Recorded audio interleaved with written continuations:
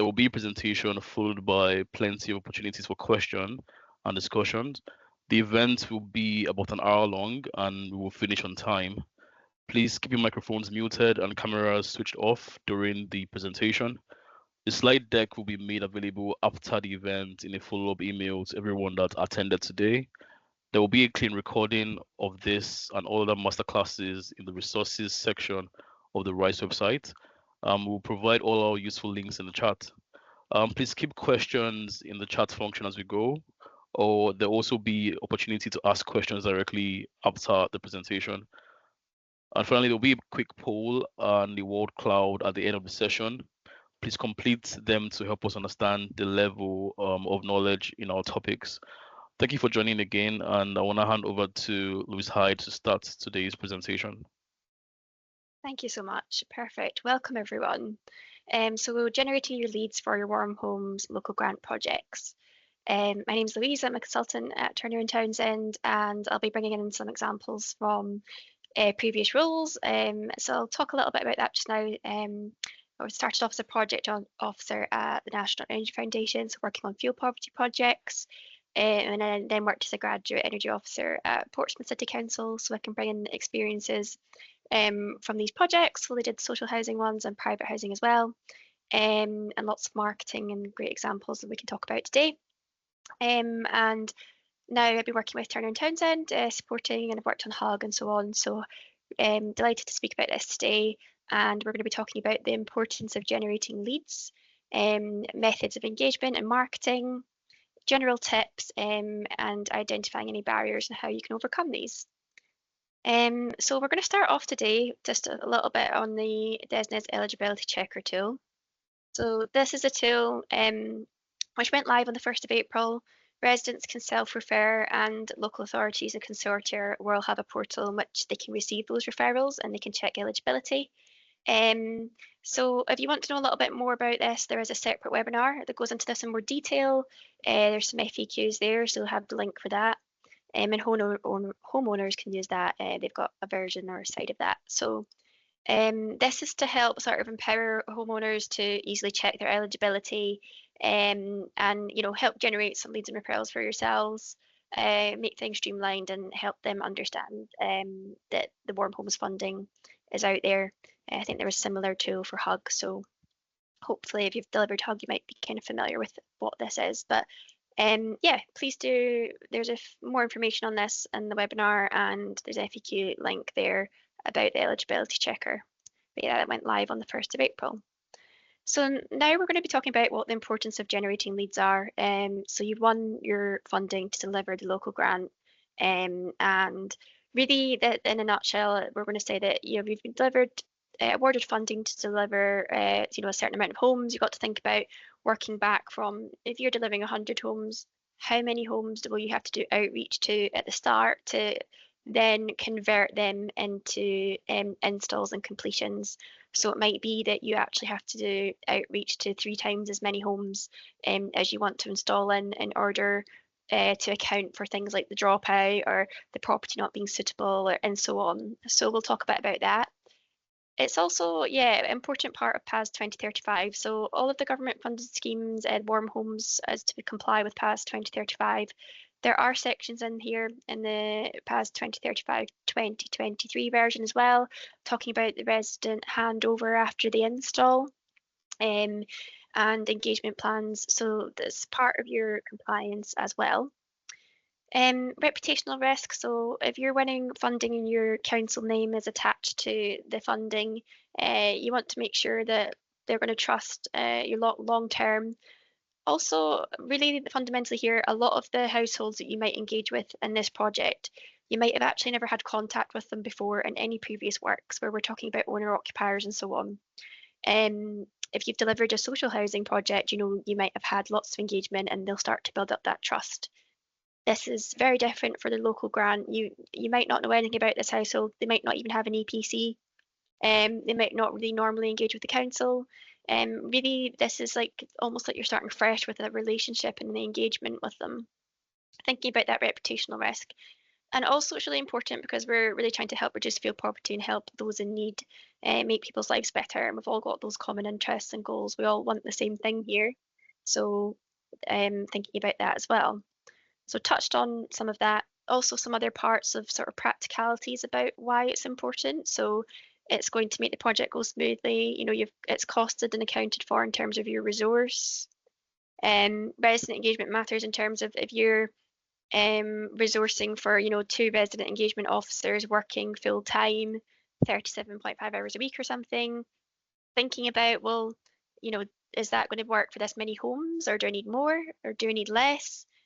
It's usually the case that you want to almost really account for things and not have scope creep or added in later on. Um, Having like a buffer and a leeway for anything that could happen in the project that you think needs to be added in. Thinking about people who need more support and adding on that time, and allowing allowance for this. So some people would need a lot more explanation or encouragement to sign up to a scheme, and they might have different, you know, accessibility needs and formats to consider. So that should be budgeted for, resourced for. Um, it could really change and start to add up if that's not considered at the beginning of the project. It also matters as well as, you know, it's everyone's well-being and their enjoyment of this project, having that relationship, making your team feel comfortable delivering the scheme. And ultimately, if you have certain types of archetypes and homes that you need to work with, the residents are the real key to making sure that they can go ahead in the project. So what happens when it's low? We're going to go a little bit into the difference between, you know, low sign-ups and versus the dropouts and things. So we'll get into that. But if the engagement is low, you're then going to be looking for other demographics and pools to try and get engagement from them, or you have to resend things. It can mean that, you know, reputationally, you don't want to have fatigue either. Going out to the same household multiple times, you kind of want to try get it right first time. You want the key message to go right. News, you know, spreads quickly. There's community groups, and people do share, you know, there can be things of installers are knocking at my door and I'm not sure, I don't trust it. Stories like that can go around quite quickly. So it's about verification and trust, and making sure that residents can have these really beneficial upgrades to their home, which can ultimately improve their well-being and quality of life. But you know, we have to acknowledge it's disruptive. It can be new technology that they're not used to, and so there's lots of it's your personal space as well, so it's thinking about these things. So when we're planning that outreach process, we're talking about how many homes am I looking to ultimately retrofit? What's the end goal? What number is my funding assigned to? Say it's 100, and working back, what in my previous schemes have we found that there was letters were really successful? What was the conversion? And if you don't have some of these stats, you know, maybe you can start to build them for the project, or maybe you didn't record it in a previous project, but you can start to, even if you've not recorded it to the number, maybe you can start to ask your team, what do you think worked well, what didn't work well? And it's about understanding what methods of engagement worked in your previous ones, and also then considering, well, that worked really well and we did that in that area, so actually that area might be slightly exhausted. And are you tracking the homes then in that area that have had the upgrades, and therefore they've had it, and they don't need any more measures, or understanding what they have had and looking at the cross funding of different schemes, or are you using eco or other schemes at the same time? And how many people will you need to contact to allow for any dropouts?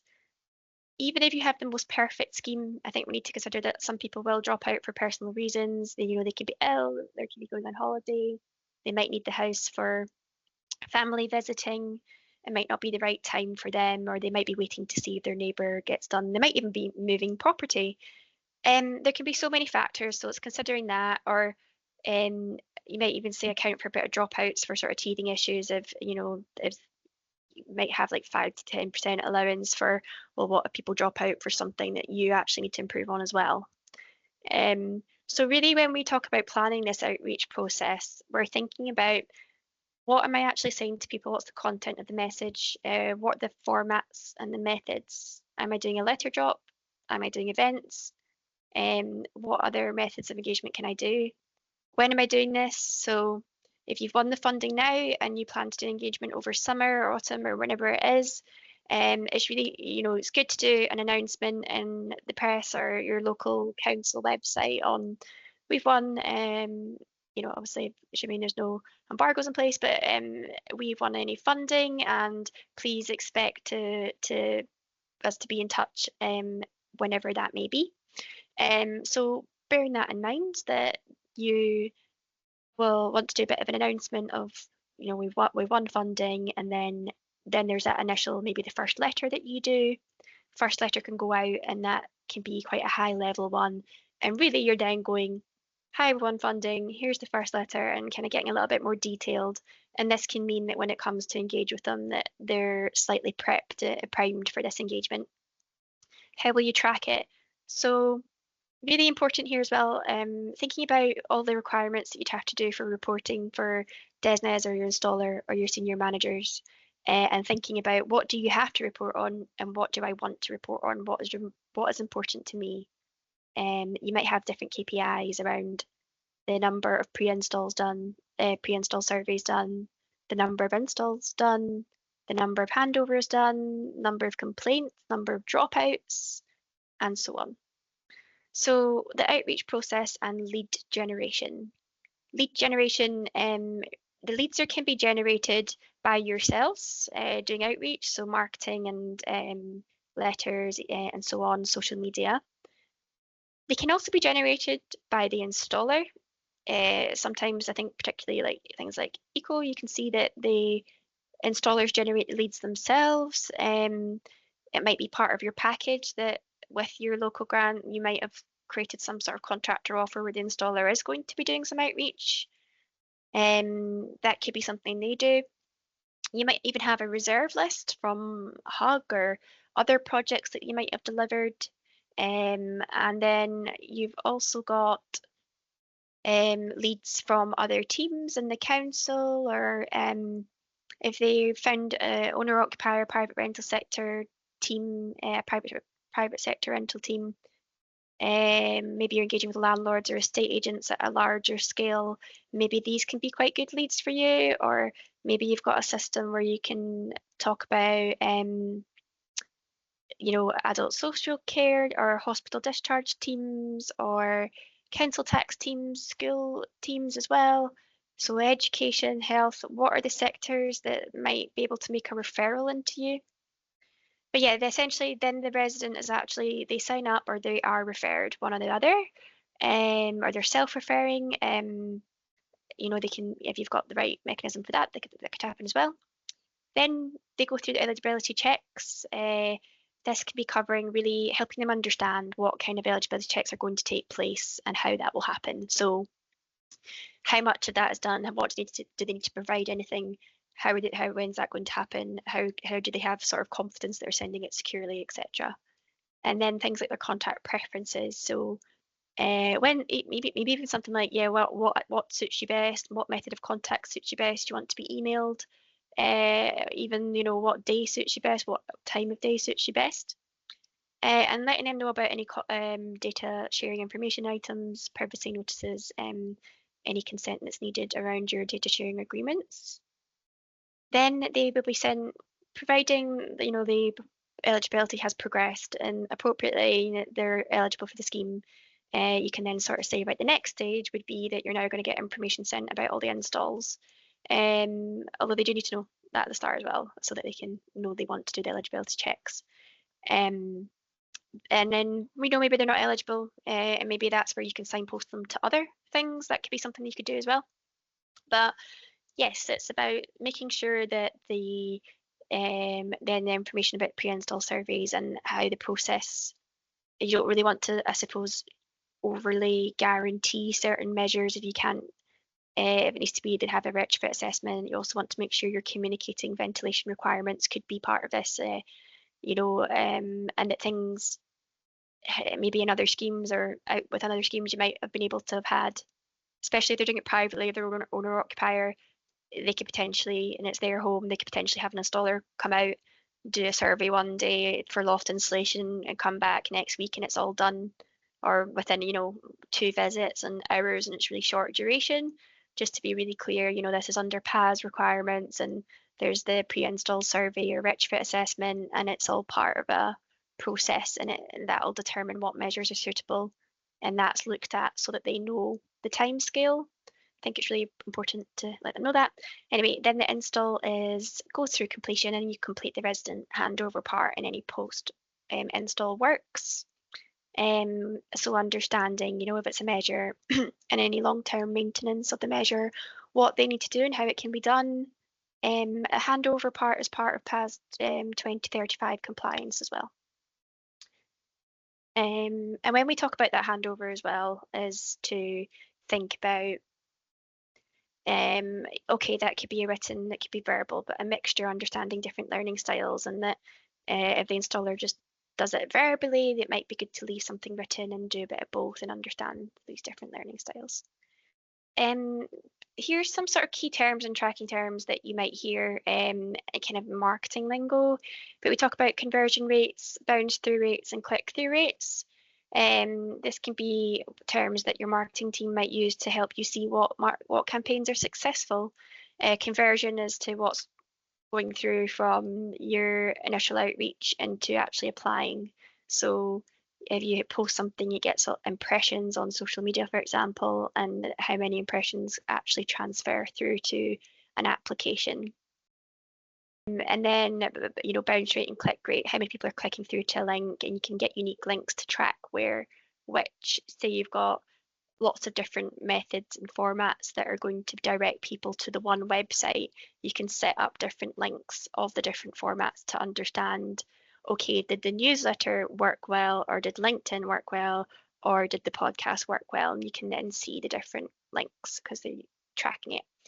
And we talk about call to action, which is basically the marketing one of what we wanting someone to do. You want them to sign up, really, normally for these schemes.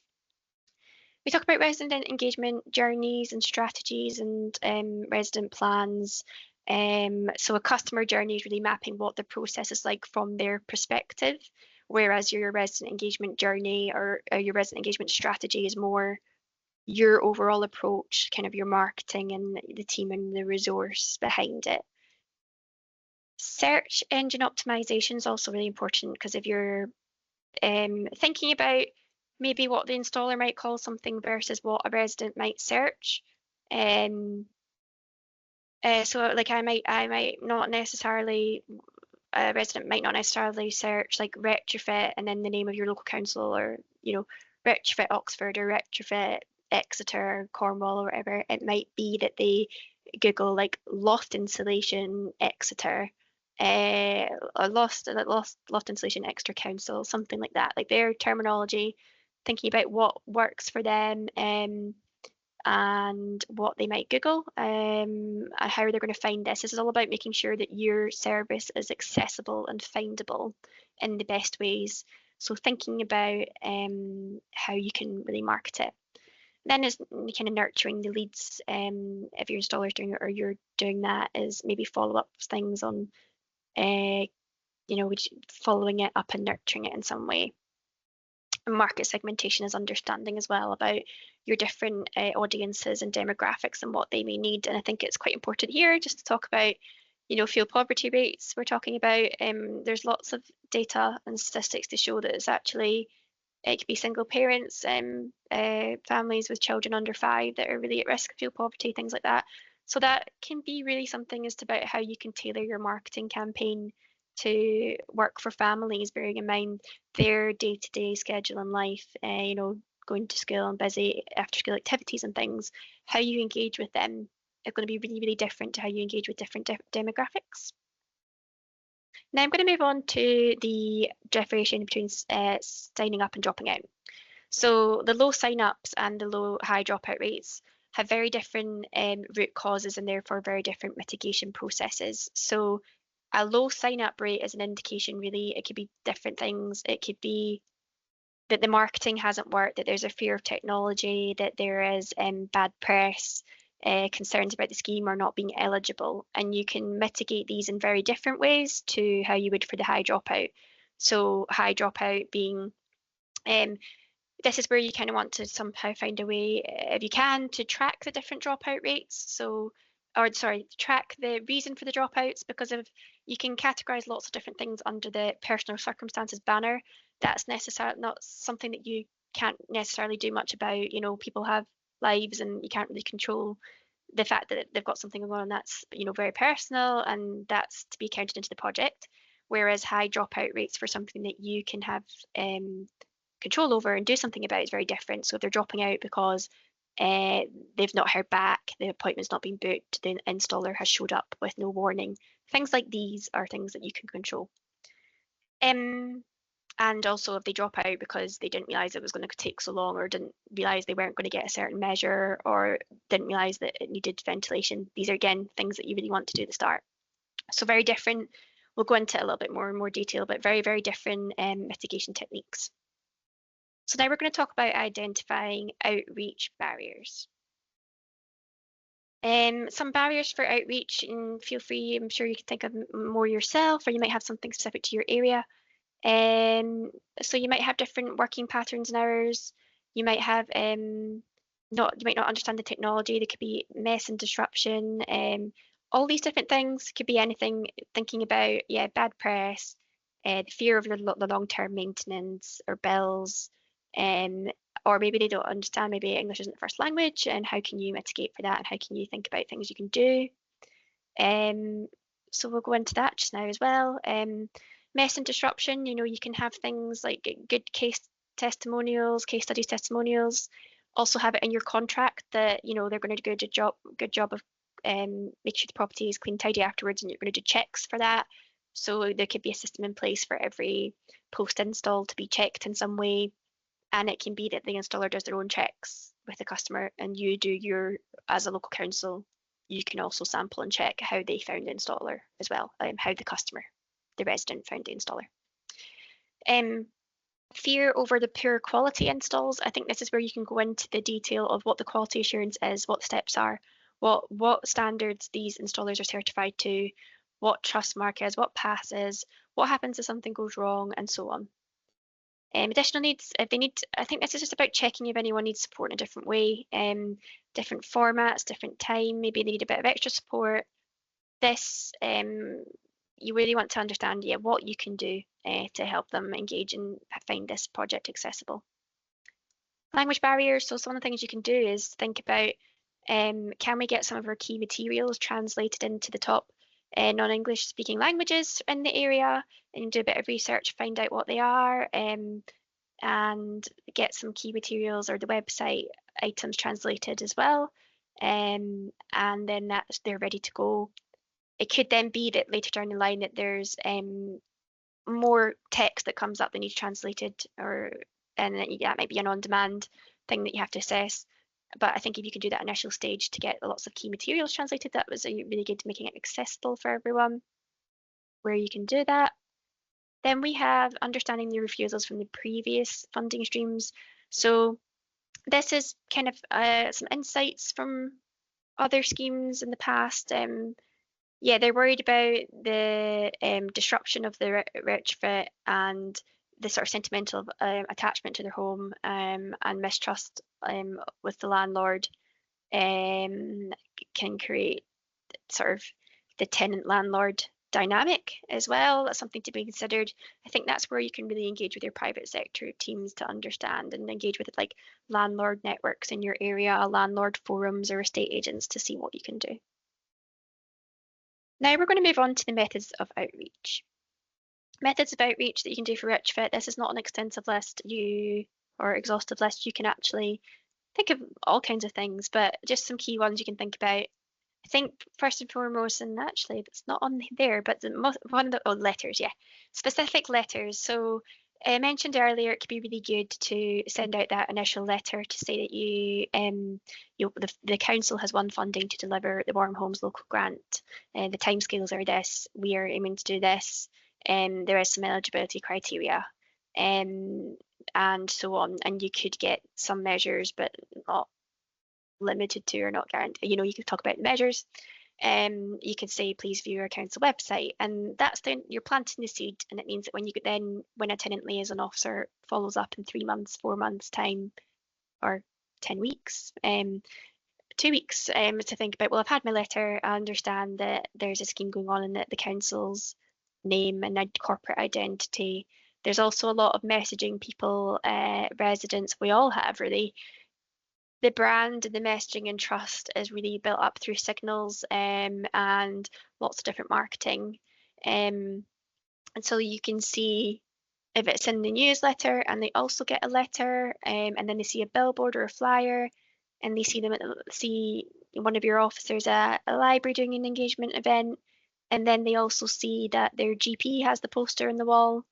All of these things start to add up and build a message of trust that this is a recognised brand, it is in the community, it has the council logo, or you've got a brand, it helps build trust. So these are some of the methods. Different things work for different areas and audiences, and you'll maybe know yourselves from previous schemes what worked well, or if you have a marketing officer, they can hopefully give you some insights as to what's working well.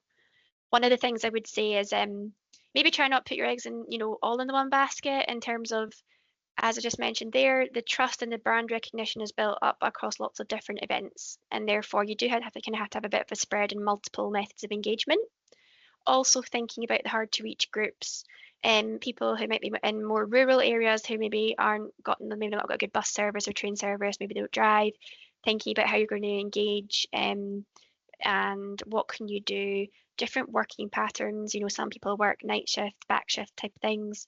How can you engage with that? And thinking about those large proportion of families, kids under 5 who are in fuel poverty, what's going to help you engage with them with different engagement techniques. Then moving on from the formats, we also have the areas of outreach. So we're talking about sort of the sectors, health, education, governance, and so on. There's loads more. But this might be when you engage with organisations like Citizens Advice or Age UK. I think really having a contact. High energy bills are a real concern for lots and lots of people. Energy is the bills are, it's on people's minds. I think if you can go in and talk about energy bills as well, that can help engage. Can you feature in a school newsletter? Can you go to like sometimes they do these sort of summer camps and for kids when they're not in school. Can you engage there? When we talk about health, there's also that aspect of hospital discharge teams and occupational therapists. So sometimes, a patient can be ready to go home, but then their home's deemed unsafe because they don't have the right heating and so on. And heating is a part of your well-being, your physical health. So how can you engage with health services, training with occupational therapists or training with adult social care? There can be incidents where you might have some sort of safeguarding that you have to look at as well. We've got a link to some safeguarding training we can put in the chat, which is delivered by an external organisation as well. So what was going in there? Safeguarding. Yeah, there could be people that maybe like hoarding might be an issue, and you might need you might need to do some sort of enabling works in terms of it could be to do with physically with the property, or it could be to do with the well-being of the resident and enabling works. And again, this is about kind of understanding that you might be going in and engaging with this household for warm homes to get the retrofit done, to get them insulation, to get them a heat pump, to deliver this funding. But actually, where you can really add value is providing that holistic approach and helping that household with other matters if needed. And I get that we don't all have the time and scope to deal with every single matter that's going to come up, but it's about understanding how you can then refer them on to the service that they need, even if that's not a service that you run yourself, but signposting them to the right ones. Then we have things like the key considerations. So this is what are the FAQs? This is where I think what is everything a resident needs to know? What are they going to ask me? They're going to want to know what's being installed, who's installing it, what are their qualifications, how long is it going to take, what are the running costs going to be afterwards, how do I maintain it afterwards, what happens if it breaks down, who's actually going to be at the property, or I'm nervous about the visit to the property, will they show me their lanyard, how do I know it's them? How do I know the funding is legitimate? And I think this is a really, really important part because like scams and fraud and how does someone know if the installer shows up at the door that they are, the installer that's meant to be coming to your home? It's a real safety concern. Some installers can offer sort of verification and safety checks to make sure that, you know, they should always have like badges and lanyards and things, but some people might feel more comfortable having an additional verification because you are letting someone into your home at the end of the day. And what is the customer journey? So really getting into their shoes, thinking about it from every angle from their point of view, considering your different formats, needs and languages. So I think this is about different versions of the same items. You know, some of the things like the handover process, you could leave a physical booklet, you could give a verbal tutorial or one-to-one with them. Some people would really, really love something like there's a QR code on it and you can just scan it and it goes on and it shows you videos and tells you when your next service is due, or shows you how much carbon you've saved or so on, compared to if you hadn't had, I don't know, a heat pump installed. Some stuff like that would be great, but you got to think about the people who do not have smartphones or do not want to scan a QR code. Yeah, so then considering conversion rates, tracking and what worked. This is where you, before you start a project in an ideal world, you really want to be considering what are the key KPIs that I'm tracking here. How am I tracking them? How do the team know how to track these? Monitoring, so then you can now really identify if a certain marketing didn't work in one area. Is that because the newsletter wasn't worded right? I need to try a new wording or a new font, or did that postcode not respond to that? I wonder why that is, and that maybe that's they've had some bad press in that area, or another project, another installer was out in that area in the past and it went poorly. All of these things, understanding if someone's dropping out of the scheme, you know, does the conversation go, oh, you want to drop out, no problem, bye? Or does the conversation go, okay, can I understand, do you mind if I ask you why, or would you be interested in a later date? And you know, okay, that's fine. And you can kind of then understand if they turn around and say, actually, it's because no one's contacted me yet, you can look into it. Or if they say an installer just showed up at my door and I wasn't aware of it, then you can look into that. For digital, consider the search engine optimization. So yeah, how are people going to find out this project? We talked about all the leads that you can generate, the marketing you can do, but what if someone's proactively trying to find you online? What would they do? Going a little bit now into conscious of time a little bit, so we'll briefly go through these methods. So digital marketing, we talked about social media platforms and things, you know, they can do hashtags and you can, the different platforms, you can even do paid for social media campaigns. You can, there's different options, thinking packages, you can pay to promote things in certain areas, and you know, you'll see that yourself if you Google something, it can come up as the promoted item. And you know, using the trusted brands through your council comms, and it's understanding that if you want to put something through council comms, you know, you might have to ask them a week before, not a week before, sorry, a month before this, you know, they won't be able to just pop something out that day. Understanding that they have, you know, a marketing officer that's coordinating all these things. Also, can you use it as a tool to get feedback on what you want to see, what works for you? Then we're going to move on to print. So all these different types of print, and again, I think you need lots of different formats here, but thinking of the level of detail that you have on each format, you want to start a leaflet. It should be, you know, the call to action, enough information to start with, and then signpost to a further information, either signpost that that's going to come or they can get it here. But catching attention, having the brand logo really visible, making sure it's clear. I mean, hopefully this hasn't happened to you, but you know, you pick up a leaflet, you want to know that it's about retrofit and energy measures and so on. I suppose you don't want to pick it up and feel confused, like what is this? Is it a restaurant? Is it a dentist? You want to know what it is. Other person, we've got in-person events. Thinking about all those different audiences. A lot of people say that meet the contractor events or meet the technology events can work really well. You know, it'd be great. Appreciate with the local grant, you know, there's that sort of privacy element of it's someone's private home, but you know, if you can get testimonials as well, that can really help. And in person, you can do, yeah, lots of different events, you know, through AGK, Citizens Advice, local library, food banks. You can think about what is most important to you and what's going to work well. said show homes. You'd think you need residents to be quite keen to do a show home, but yeah. Then some of the formats, conscious of time, so I'm probably not going to go into more there, but if we have time, I'll go into it in a minute. Going to cover now the tips. So tips is really being clear up front and being transparent about what this process is. They will have to do some eligibility checks.